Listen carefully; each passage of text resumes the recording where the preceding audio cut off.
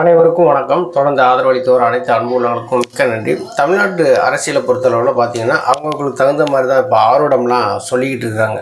இப்போ ஒரு சிலர் என்ன சொல்கிறாங்க, ஓபிஎஸ் டிடிவி தினகரன் ரெண்டு பேர்த்தையும் எப்படியாவது கூட்டணிக்குள்ளே கொண்டு வரணும்னு சொல்லிவிட்டு பிஜேபி வந்து நினைக்கிறாங்க. ஆனால் எடப்பாடி பழனிசாமி தான் அதை வந்து தடுக்கிறாரு அப்படிங்கிற மாதிரியும் ஒரு சிலர் வந்து சொல்கிறாங்க.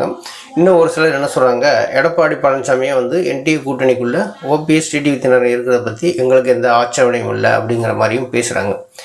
இப்போ என்டிஏ கூட்டணிக்குள்ளே டிடிவி தினகரனோ ஐயா ஓபிஎஸ் அவர்களோ வரணும் அப்படின்னு சொல்லி நினைக்கிறாங்க. அப்படின்னா டிடிவி தினகரன் வேணால் தனியாக ஒரு கட்சி ஆரம்பிச்சிருக்கிறாரு, அவர் வேணால் கூட்டணிக்குள்ளே வந்து வரலாம். ஆனால் ஐயா ஓபிஎஸ் அவர்கள் எடப்பாடி பழனிசாமிக்கு எதிராக தான் தர்ம யுத்தம் நடத்திட்டு இருக்காங்க. அந்த தர்ம யுத்தத்தில் வந்து இருக்கக்கூடிய அந்த பிரச்சனைகள்லாம் இருக்குது.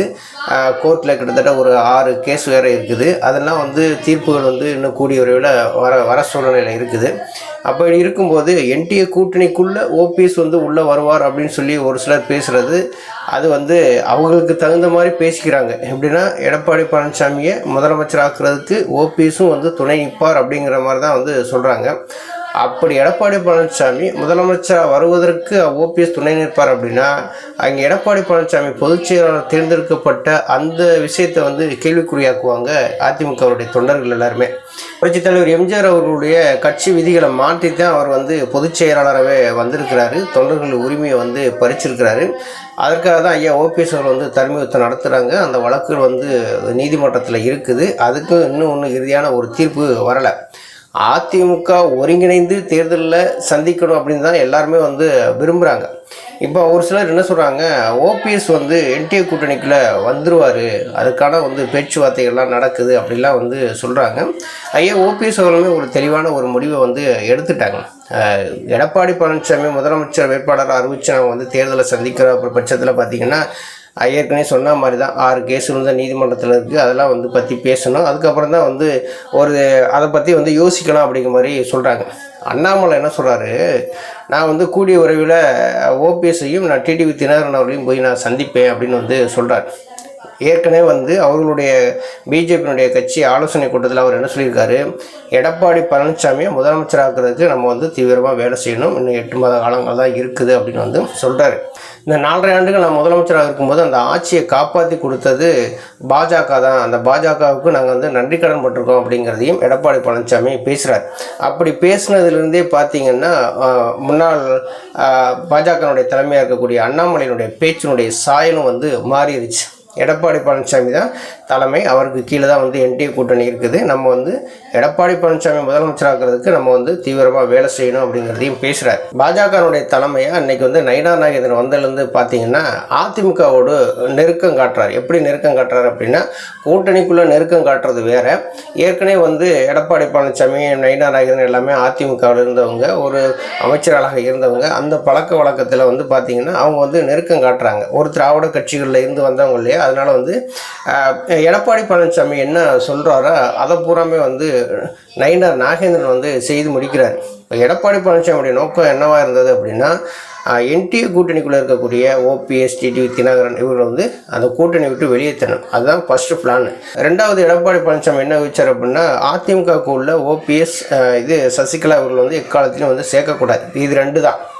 இப்போ நடக்கிற பிரச்சனைகள்லாம் எப்படி நடக்குது அப்படின்னா எடப்பாடி பழனிசாமியை பொதுச் செயலாளராக ஏற்றுக்குங்க, முதலமைச்சராக ஏற்றுக்குங்க, அவர்களை வந்து ஆதரித்து நீங்கள்லாம் வந்து கூட்டணிக்குள்ளே வாங்க அப்படிங்கிற மாதிரி பிஜேபி அனுப்பி விடுப்பதாக ஒரு தகவல் வந்து இருக்குது.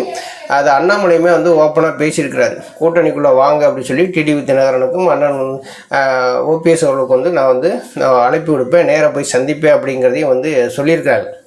இந்திய அதிமுகக்குள்ளே நடக்கக்கூடிய அந்த பிரச்சனைகள்லாம் பார்த்திங்கன்னா அண்ணாமலை அவர்கள் தீர்த்து வைக்கவும் முடியாது, இன்றைக்கி வந்து அமித்ஷா அவர்கள் வந்து தீர்த்து வைக்க முடியாது, மொத்தத்தில் பிஜேபினாலே தீர்த்து வைக்க முடியாது.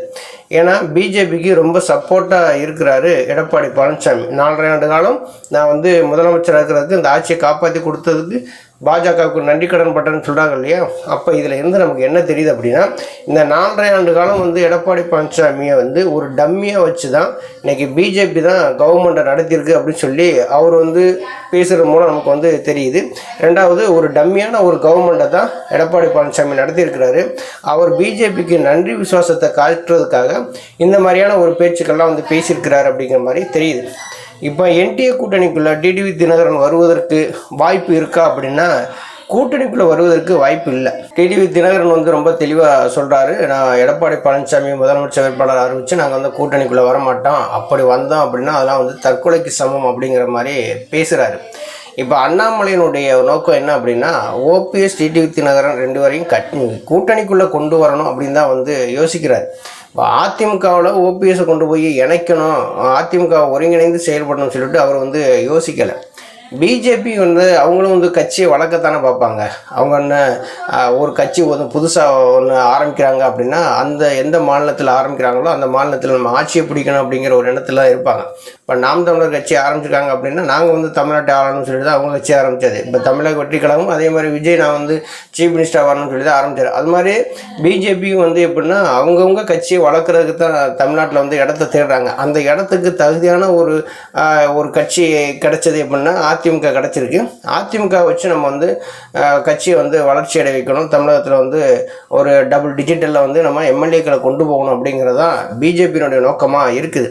இப்போ எடப்பாடி பழனிசாமி என்ன நினைக்கிறார் அப்படின்னா நம்ம மட்டும் இருந்து நம்ம தேர்தலை சந்தித்தா போதும், பிஜேபி அதிமுக ரெண்டு பேரும் தேர்தலை சந்தித்தா போதும், நம்ம வந்து கிடைக்கிற வரைக்கும் லாபம் அப்படிங்கிற மாதிரி தான் எடப்பாடி பழனிசாமி நினைக்கிறார். இப்போ அதிமுக ஆட்சியை வந்து இப்போ தமிழகத்தில் கொண்டு வரணும் அப்படின்னு சொல்லி எடப்பாடி பழனிசாமி நினச்சிருந்தாருன்னா இன்றைக்கி அதிமுக வந்து ஒருங்கிணைச்சிருப்பார். அதையும் வந்து அவர் வந்து செய்யலை.